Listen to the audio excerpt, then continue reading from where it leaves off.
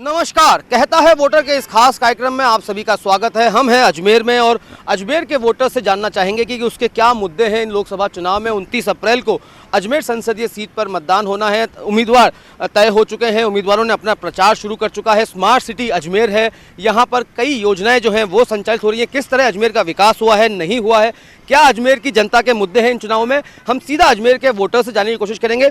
आपका नाम बताइए। अनुराग जैन। अनुराग जी, क्या मुद्दे हैं आपके लोकसभा चुनाव 2019 में जो अजमेर के परिप्रेक्ष्य में आप रखना चाहते हैं मद्देनजर? देखिए, मैं अजमेर की बात करने से पहले राष्ट्रीय स्तर पर जाना चाहूँगा।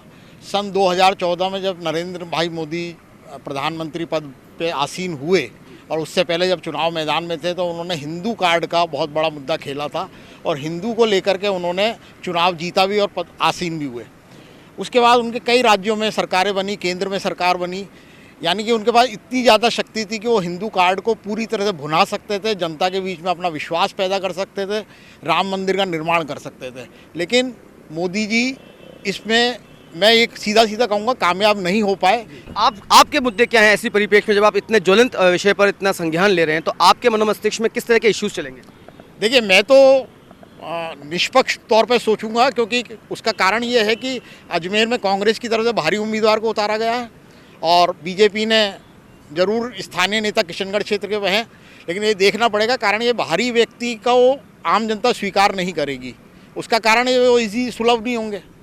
बाहरी मुद्दा है। आपसे जानना चाहेंगे हसन भाई, आप दरगाह के खादिम हैं, दरगाह डेवलपमेंट पर बहुत सारी बातें हुई, कई सरकारों ने बहुत कुछ कहा है, क्या मुद्दे आपके रहेंगे एज ए मतदाता भी, एज ए खुद्दाम ख्वाजा भी? देखिए, मैं सबसे पहले, जैसे अभी मेरे सामने बात आई है, नरेंद्र मोदी जी ने, इन्होंने देश को बांटने का काम किया, देश के विकास का काम नहीं किया। जन जन तक, ये गांव-गांव को, दाढ़ी तक ये जागरूक कर दिया कि हिंदू हम हैं, मुसलमान ये है, ये फला है, डिमका है, तो ये काम नहीं होते। हिंदुस्तान में तो हमेशा सेकुलरिज्म की जीत होती है। सेकुलरिज्म वाला आदमी आना चाहिए। जैसे यहाँ से सचिन पायलट से पहले 25 साल पहले हमारे राजा सिंह जी रावत यहाँ से 25 साल सांसद रहे। मैंने देखा राज्यसभा में, लोकसभा में उन्होंने अजमेर की कोई बात नहीं उठाई। जब सचिन पायलट यहाँ आए तो कम से कम उन्होंने सारे राष्ट्र से रेल मार्ग को अजमेर से जोड़ा। और आज किशनगढ़ में जो एयरपोर्ट बन रहा है वो भी कांग्रेस की सचिन पायलट की देन है। अजमेर में जो पानी था, बीसलपुर योजना, वो स्वर्गीय किशन मोटवानी जो डिप्टी स्पीकर रहा है राजस्थान सरकार के अंदर, उन्होंने केवल अजमेर के लिए वो पानी बनाया था।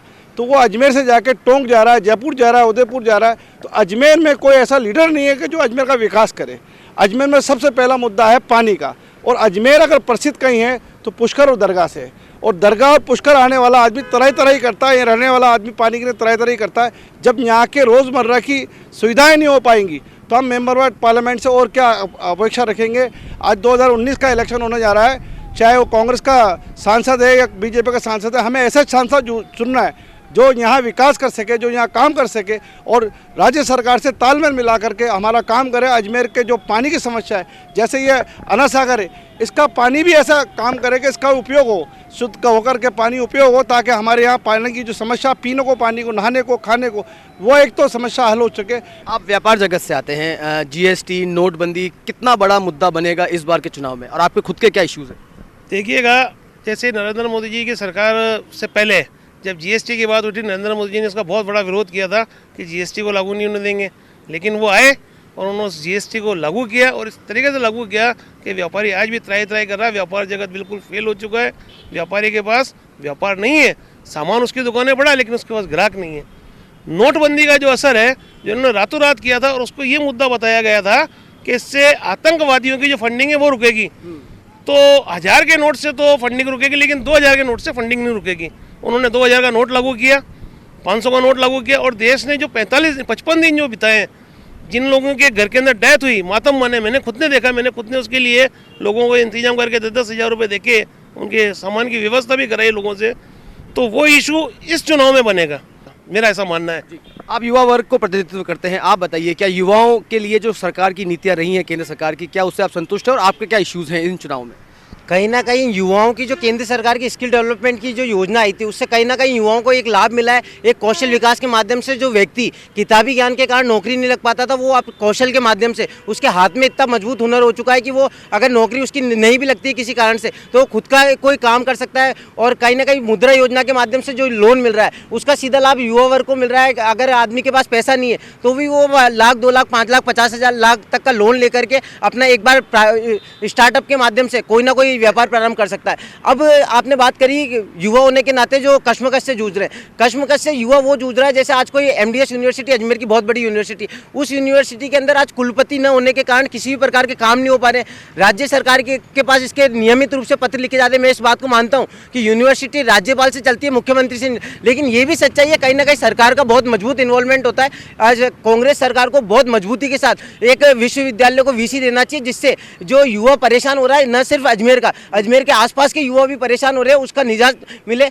आप बताइए आपके क्या मुद्दे हैं लोकसभा चुनाव में? देखिए, अजमेर का स्थानीय मुद्दा हमेशा पानी का रहा है। पिछले समय जब मोदी जी की रैली थी तब वसुंधरा जी ने यहाँ पर बांडी नदी को चंबल से जोड़ने के लिए घोषणा करी थी। अब कांग्रेस सरकार आए हुए 4 महीने हुए हैं, लेकिन अभी तक पानी की कोई समस्या का निजात हमें नहीं मिल पा रहा है। दूसरा, हमारे JLN हॉस्पिटल जो कि संभाग का सबसे बड़ा अस्पताल है, चिकित्सा मंत्री हमारे अजमेर के हैं, लेकिन उन वैसे शर्मनाक बयान देते हैं कि 4 दिन बाद आऊँगा, अभी दौरे पर है, स्वाइन फ्लू से तो मौतें होती रहती।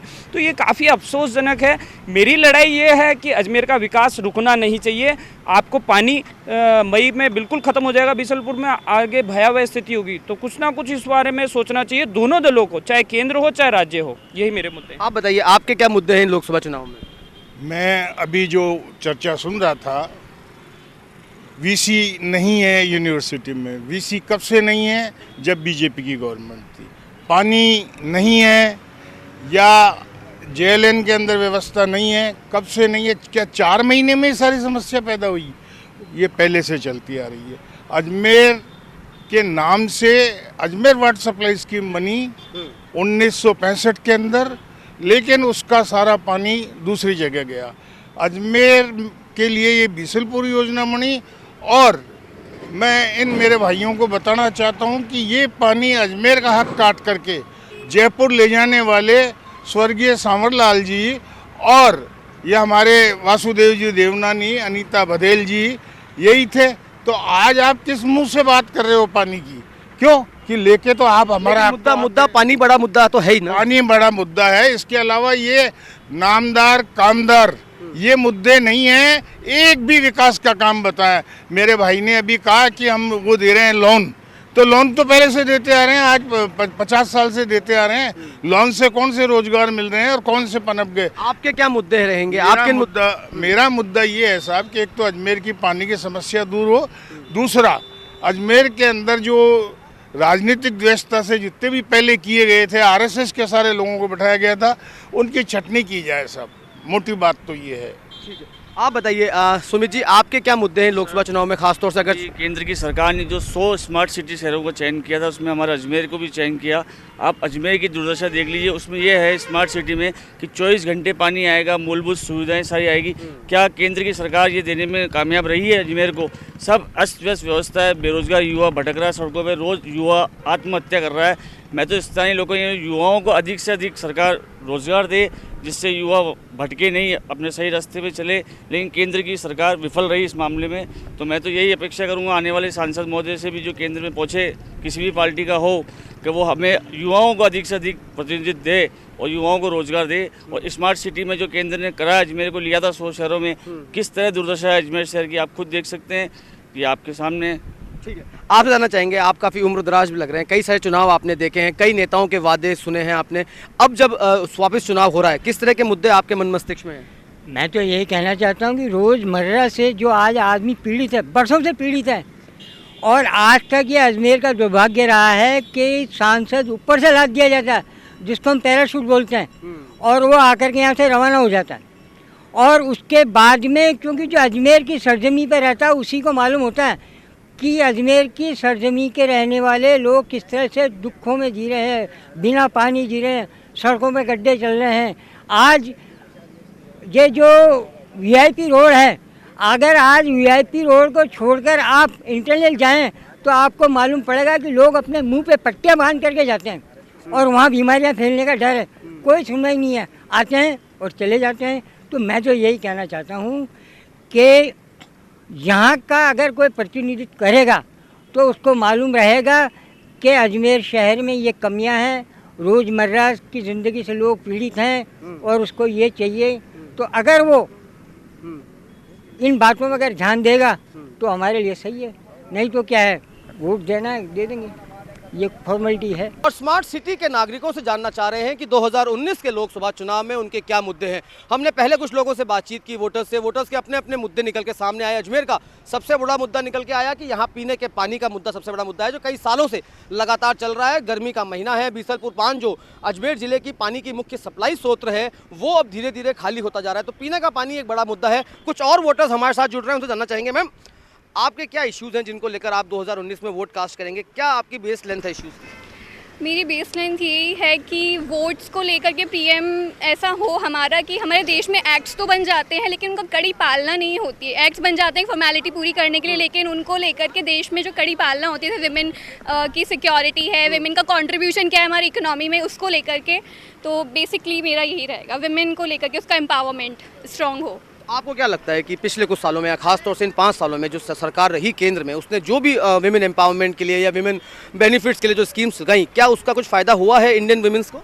इंडियन विमेंस को डेफिनेटली हुआ है। हम ये देखेंगे कि हमारी इंडियन कंट्री के अंदर जो भी मेन मिनिस्टर्स रहे हैं, इतने इंडियन मिनिस्टर्स कभी नहीं रहे हैं आज तक की हिस्ट्री में। तो हाँ, विमेन को इंस्पिरेशन ज़रूर मिलती है, लेकिन एट लोकल लेवल मैं ज़रूर चाहूँगी कि विमेंस को उनका एम्पावरमेंट हो, वो स्ट्रांगली आगे आएँ। इंक्रीजिंग रेट पे विमेन की कंट्रीब्यूशन ज़रूर बढ़ रहा है, लेकिन हाँ उतना नहीं है, अभी बहुत स्कोप है इम्प्रूवमेंट के लिए और वो ज़रूर होना चाहिए। बहुत स्कोप है अभी करने के लिए, खासतौर से महिला प्रोत्साहन के लिए, विमेन एम्पावरमेंट के लिए। कुछ और वोटर्स हमारे साथ मौजूद हैं, उनसे हम बातचीत करना चाहेंगे।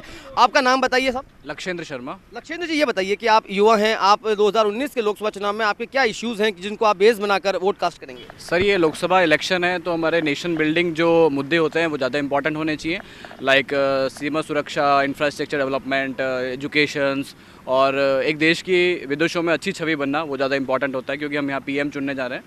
तो मेरे को लगता है नेशनल बिल्डिंग मुद्दे ज़्यादा इंपॉर्टेंट होने चाहिए बजाय एक छोटे छोटे मुद्दों के। छोटे छोटे मुद्दों से कहीं ज़्यादा मुद्दे हैं कि राष्ट्रीय स्तर के मुद्दे हों जो देश को विश्व मंच पर मजबूती के साथ पेश कर सके। नंदू जी, आपसे जानना चाहेंगे, आपके क्या मुद्दे हैं? आप लंबे समय से तमाम राजनीतिक दलों को देखते हुए आ रहे हैं। देखिए, सबसे पहली बात तो ये है कि ये 2019 का चुनाव जो है वो मोदी जी की अग्नि परीक्षा है, क्योंकि 2014 का जो चुनाव उन्होंने लड़ा था तो देश की 125 करोड़ जनता कांग्रेस के कुशासन से, उनके भ्रष्टाचार से त्रस्त हो चुकी थी और स्पष्ट बहुमत मोदी जी को दिया गया और जनता मोदी की तरफ से देख रही थी। लेकिन मोदी जी की कई जो वो लेके आए, जैसे नोटबंदी है, जीएसटी है, कई इस तरीके की चीज़ें लेके आए, स्मार्ट सिटी लेके आए, वो धरातल पर सही नहीं उतरी है। और आज मोदी जी जो है जीएसटी पे बात नहीं करते हैं, आज मोदी जी नोटबंदी पे बात नहीं करते हैं, आज मोदी जी कश्मीर के मुद्दे पे, क्योंकि कश्मीर पे उन्होंने ही सरकार बनाई थी महबूबा के साथ मिलके।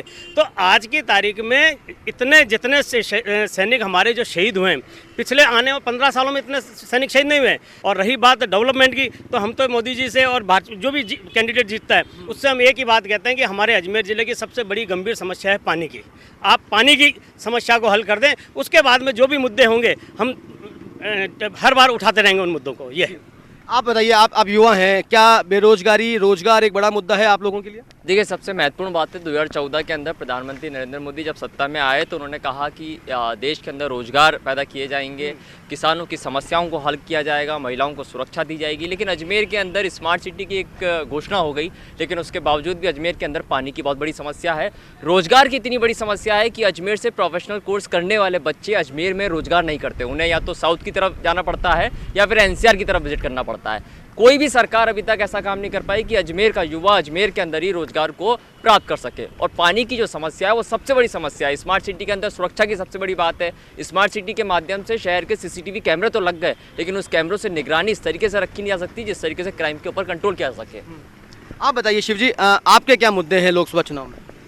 लोकसभा चुनाव में जो मेन मुद्दे होंगे आपके, वो महंगाई, बेरोजगारी और देश में जो हिंदूवाद के नाम से जो बांटने की कोशिश चल रही है, वो मेन मुद्दे होंगे। आज नरेंद्र मोदी जी ने सत्ता संभालते समय बोला था कि हर साल 2 करोड़ लोगों को रोज़गार देंगे। कहाँ है वो 2 करोड़ लोगों को रोज़गार? और महंगाई को रोकने की बात करी थी। आज गैस के सिलेंडर देख लीजिए, पेट्रोल देख लीजिए, डीजल देख लीजिए, महंगाई चरम सीमा पर है।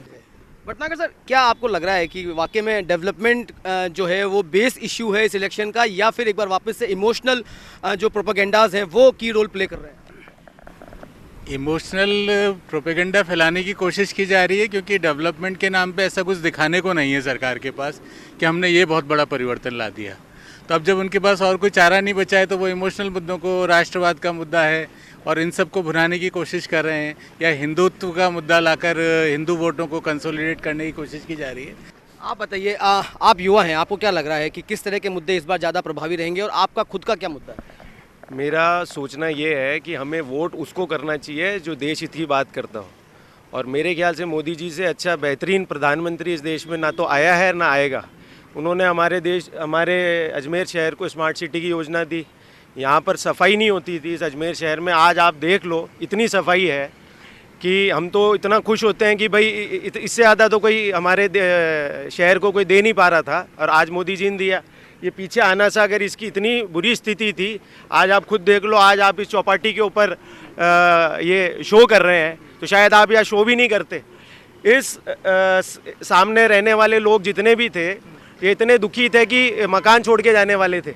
और मैं तो सिंपल बात मानता हूँ कि जो राष्ट्रभक्ति की, राष्ट्रहित की बात करेगा प्रधानमंत्री, उसी को ही बनना चाहिए।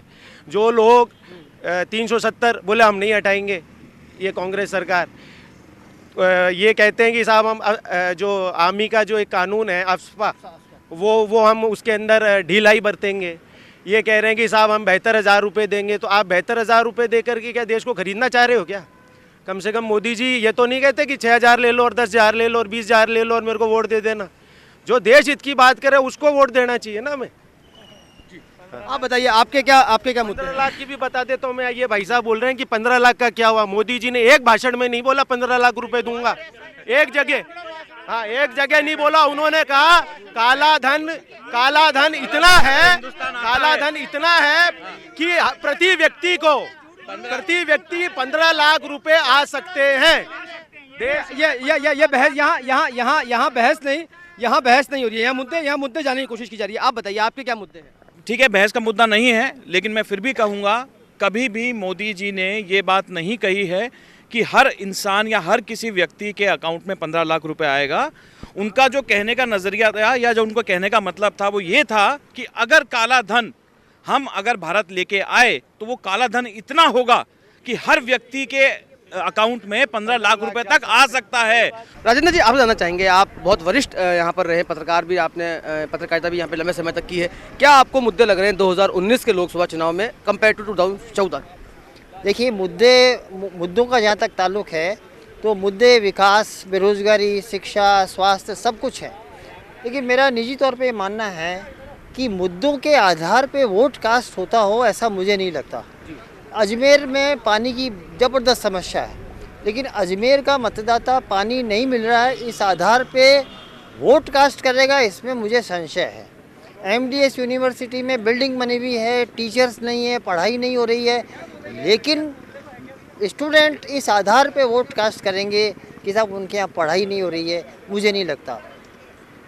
JLN हॉस्पिटल है, बड़ी बिल्डिंग बन गई है, सब कुछ है, लेकिन वहाँ पे जो इंफ्रास्ट्रक्चर है, सुविधाएं हैं, वो नहीं है।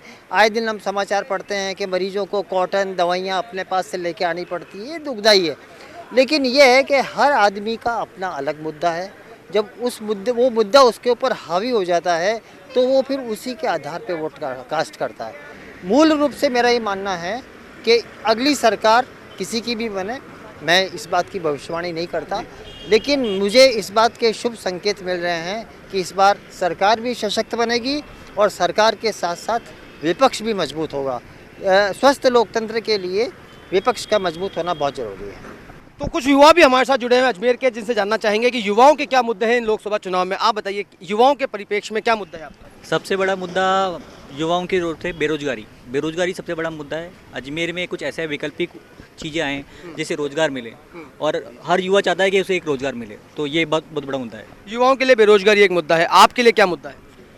बेरोजगारी बिल्कुल सही बात है कि बेरोजगारी मिटनी चाहिए देश से। बेरोजगारी मिटेगी तो शहर का विकास होगा, भारत देश का विकास होगा। आप बताइए, बेरोजगारी युवाओं के लिए बहुत बड़ा मुद्दा है, क्या आपके लिए ये मुद्दा प्रासंगिक है इन लोकसभा चुनाव में? बिल्कुल प्रासंगिक है मुद्दा, और सबसे बड़ा मुद्दा मैं ये कहना चाहूँगा न्यूज़ 18 राजस्थान के माध्यम से देश की जनता को कि अभी जो देश के अंदर चुनाव हो रहा है, ये आम चुनाव हो रहा है। बिजली, पानी, नाली का ये चुनाव नहीं है, राष्ट्र की अस्मिता का चुनाव है मेरी नज़रों में, मैं ये मानता हूँ। और अभी जो राजस्थान के जो PCC के चीफ हैं सचिन पायलट जी, उनके साले उमर अब्दुल्ला ने जो बयान दिया कि देश के अंदर 2 प्रधानमंत्री होने चाहिए जम्मू कश्मीर के अंदर, तो ये मुद्दा बहुत बड़ा मुद्दा है। देश को बांटने वाली राजनीति ये लोग कर रहे हैं, तो इस बात को देश का युवा स्वीकार नहीं करेगा। देश अखंड है और एक ही रहेगा देश। आप बताइए, आप क्या मुद्दे लेकर चल रहे हैं? हमारा सबसे पहले युवाओं का मानना ये है कि जो कांग्रेस ने भी थोड़े टाइम पहले जो मैनिफेस्टो निकाला, उसके अंदर उन्होंने ये दिखाया है कि जो अपने जम्मू कश्मीर जो एक ताज माना जाता है अपने इंडिया का, एक जो सिरताज माना जाता है, वहाँ से वो सेना को हटाने की बात कर रहे हैं। तो अजमेर का युवा चाहता है कि विकास तो हो, लेकिन साथ में जो अपना राष्ट्र है वो भी मजबूत हो और वो भी सबसे आगे बढ़े।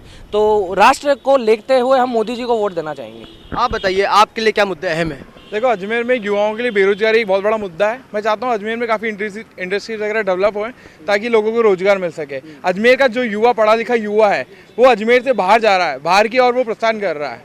तो एक बहुत बड़ा मुद्दा है बेरोजगारी। मैं चाहता हूँ कि इंडस्ट्रीज वगैरह आनी चाहिए। उसके अलावा स्थानीय मुद्दों की बात करूँ तो अगर पानी का एक बहुत बड़ा मुद्दा है। अभी अजमेर के अंदर जो बीसलपुर बांध है, जो लाइफलाइन कहलाता है अजमेर की, उसका स्तर गिरता जा रहा है और आने वाले समय में गर्मी और बढ़ती जाएगी। तो एक बहुत बड़ा पानी का एक बहुत बड़ा मुद्दा है।